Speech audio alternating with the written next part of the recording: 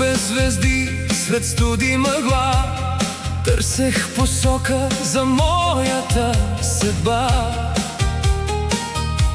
Сърцето ми плачеше в тежка самота,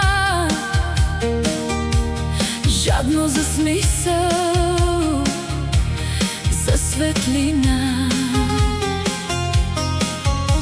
Тогава докосна ме тих Божи зов, по-силен от буря, по-нежен от любов.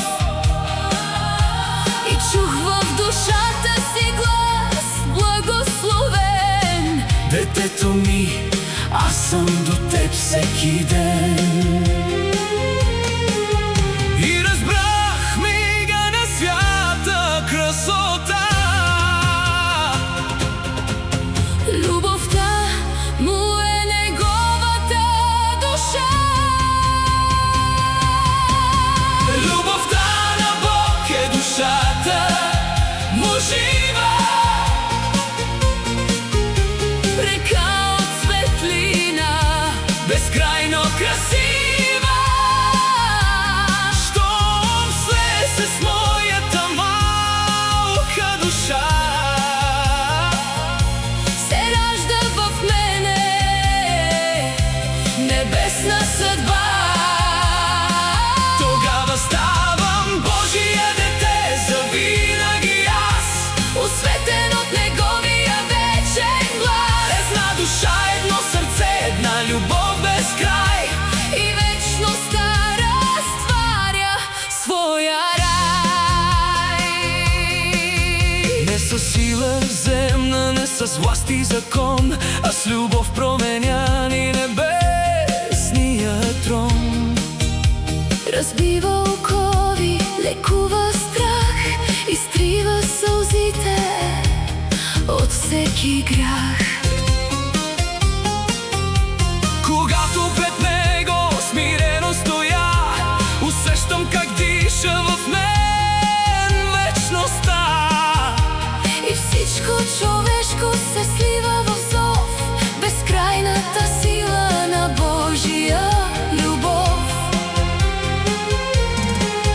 И разбрах в мига на свята красота. Любовта му е неговата душа. Любовта на Бог е душата Му жива. Река от светлина, безкрайно красива. Щом слее се с моята малка душа, се ражда в мене небесна съдба.